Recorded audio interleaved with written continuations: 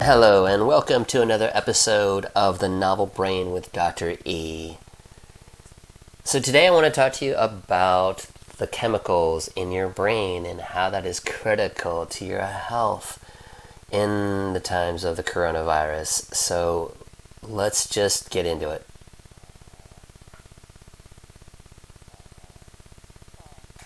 Alright, so the first thing I want to talk to you about is how can you lower your anxiety if you are anxious? How can you improve your physical health in this time of isolation? And what are the benefits that you can get to your emotional health? Well, there's a few things that you can do. I just got off the phone with who I now consider a friend, who is a reporter or journalist out of NBC News.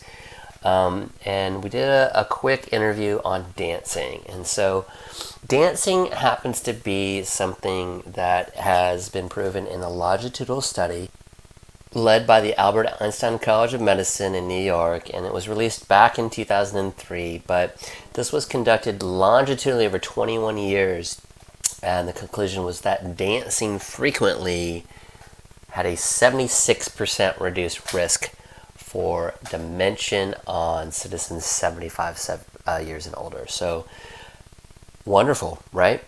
And how does that compare to other things? Well, biking and swimming, it was at a 0% reduced risk. Playing golf, we all think of as an elderly sport, 0% reduction of dementia. And I don't want to offend any of you who golf and you're like 4 or 5 years old or are 18 and making a career out of it. Again, I'm not here to offend anybody. I'm here to just kind of give information.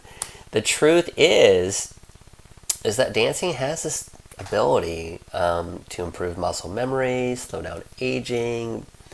It's just this primitive activity that even was evolved prior to written language. So we're looking at that as being kind of this pillar as to why exactly is dancing so advantageous. So according to the research from the University of California, Berkeley's Greater Good Science Center, we have 4 different chemicals that are being released and increased in your brain from not just activities like dancing, although that happens to be a very, very heightened activity. We have other activities like running, sports activities, anything that gets you moving. Can probably have varying degrees of elevation of all 4 of these chemicals, but let's talk about those now. So, one of my favorite brain chemicals is dopamine. I've spoke about it many, many times, but I really want to reiterate, this is your number one reward hormone. It's released in your brain anytime you experience a pleasurable moment, as well as when you anticipate or remember them. So even thinking about past pleasurable moments are going to release dopamine. Music definitely increases dopamine levels, and also spontaneous body movements like maybe dancing, or some people get this from doing kata when they're doing karate, or maybe even any activity that involves some kind of body movement. So dopamine, big time reward hormone. Alright, the next one I really know dearly. I have 2 young boys, and I felt this firsthand, and I'll just get into it. It's called oxytocin. This is the connection hormone, and it's released when you physically come in contact with or bond with the people that you love, both intimately and then socially. So oxytocin can be also felt over the internet web ways, I guess, if you want to put it that way.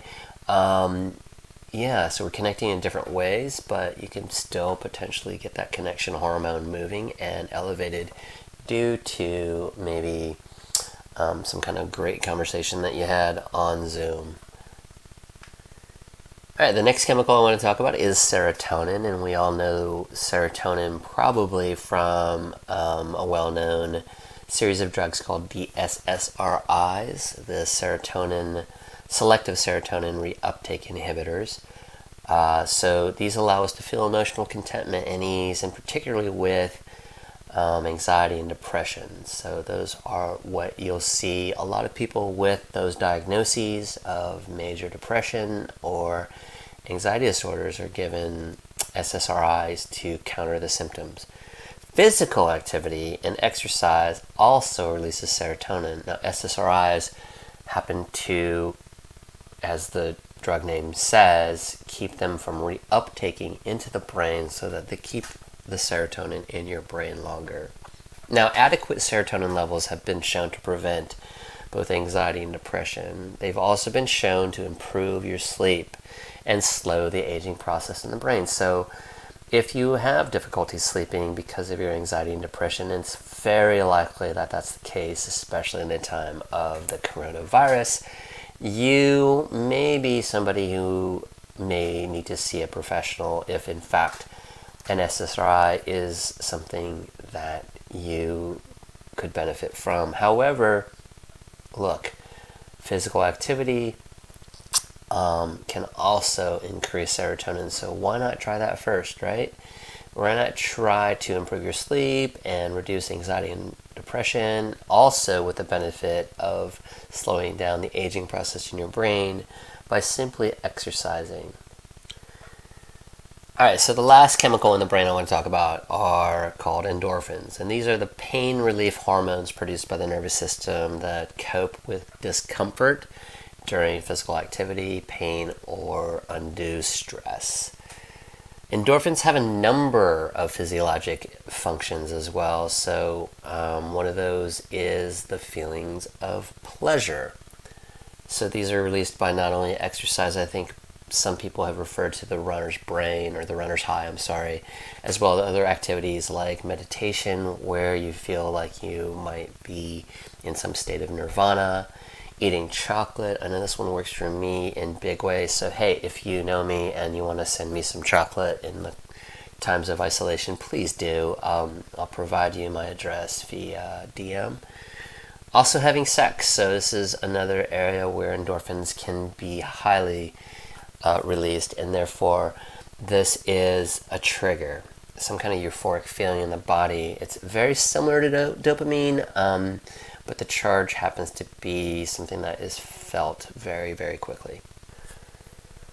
So one of the things I want to definitely state is that none of these chemicals work in isolation. They all influence one another in a complex, reciprocal feedback fashion. For example, dopamine can upregulate serotonin, and the combination of simultaneous oxytocin and endorphins is a recipe for love. So together, science suggests, the combination of maybe enjoying your favorite music, coordinated some exercise within that, and some affable social interactions that come with potentially dancing or movement gives you that dose that you're looking for, that promotes the sustained health and happiness that you are looking for in this world. I mean, let's face it, we all want a positive outlook on the world. This is a very, very surreal time, and in many ways it's slightly grim. I'm looking at it in, I guess you could say, just looking for all silver linings, because there's really no other way to look at it unless you just want to fall flat on your face. Look, our brains are still existing and they're still secreting a lot of different chemicals, so why not go for it? Dopamine, endorphins, these are things that can signal pleasure, and mainly getting unpleasantness out of the way is our objective right now. So why not try to enhance this? So today is March 27th, and it is a Friday night, and I'm recording this podcast from my apartment in Washington, D.C. I'm looking at my calendar, and so many things have changed in the past 27 days. So the look of my calendar is not only sporadically evolving and changing, due to a lot of regulations and policies that are being, and also advice from experts. We should be listening to the doctors. All these things are changing our lives, but that doesn't mean we need to change our perspective and our outlook and our approach towards our well-being. So it's really, really funny. As I'm recording this very podcast, I am now looking at 2 happy hours that I'm participating in online that didn't exist even 7 days ago. So these are happy hours of friends, and there's some other people here, some co-workers, colleagues, people I've known 20 years ago, just randomly actually looking at me wondering when I'm going to join in. And I really had to put this podcast out there right now because it really is one of those things that I think we need to focus on, particularly that we are not necessarily out of control. We can control, to some degree, the chemicals that are in our brain. At least, if anything, give it a shot, because we can increase certain chemicals that can give us some positive feelings about the world that we live in right now.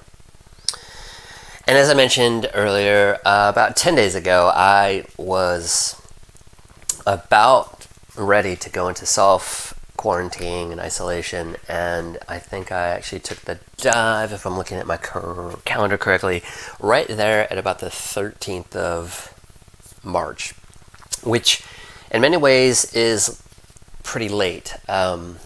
I did have this feeling that something was going on, watching some feeds going on online, that things were going on in our world. I started hesitating and started kind of isolating a little bit earlier. And I'm a very social being. So for me, that was like cutting time down from going out and being in public from maybe 4 to 5 times a week to less than 2 times. Now I'm really not out at all, and I'm fine with it. I'm finding this sort of solitude as being actually rewarding and beautiful. I'm enjoying it. Maybe some of you introverts out there can kind of relate to this. Even if you're an ambivert, and I believe that there are ambiverts, I think that's kind of more who I am. And this is a person who's both an extrovert and an introvert. And I do believe these people exist. So if you're an ambivert or an introvert, you may be actually enjoying this time more than your extroverted friends, but everybody can benefit from brain chemistry. Alright, so one of the ways you can do this is you want to create more joy for yourself. Well, create new goals before achieving your current one. Alright, just create those goals and then watch yourself get to those goals. This can help you create more joy in the long run. I mean, send yourself and others a sense of appreciation, encouraging emails, maybe give people a little bit of a dopamine hit. You know, the same thing can happen from a text, so let's think about that. The other thing I want you to consider is serotonin. When it flows, you start to feel significant, maybe even important. But the antithesis to this is loneliness and depression. And these are present when that is absent. So again, exercise. Get your serotonin running. Potentially, if you need to see a professional and you think that an SSRI, as I mentioned earlier in this episode, is something that you could benefit from, well, consult with your physician, psychiatrist, and hopefully a psychologist to consider that option. Oxytocin. The release of this neurochemical creates trust and strengthens relationships. So not only is it like the cuddle hormone that you might get from like a baby in your arms, it's also one of those things you can get from intimacy. So, you know, if you do have that partner and you're feeling love, hey, this is the time. This is the time for your Corona baby, so to speak. But not just that, just feel the oxytocin and more power to you. Endorphins. These are also released in response to the pain and stress that we're feeling on a daily basis. So Obviously, right now we're feeling a heightened, alleviated anxiety with just the virus and not knowing what's going to happen. Well, these endorphins are kind of like a second wind, maybe like a runner's high from running.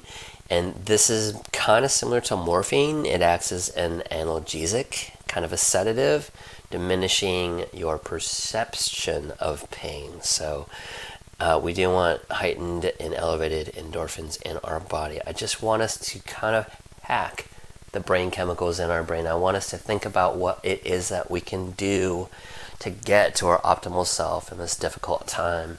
And hey, listen, if anything, I'll try again. I'll continue to research all about not just these four chemicals and how they are helping you potentially in your brain and your life, but other ways to do that.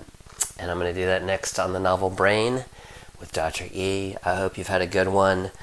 Do stay positive. Thanks so much and have a good one.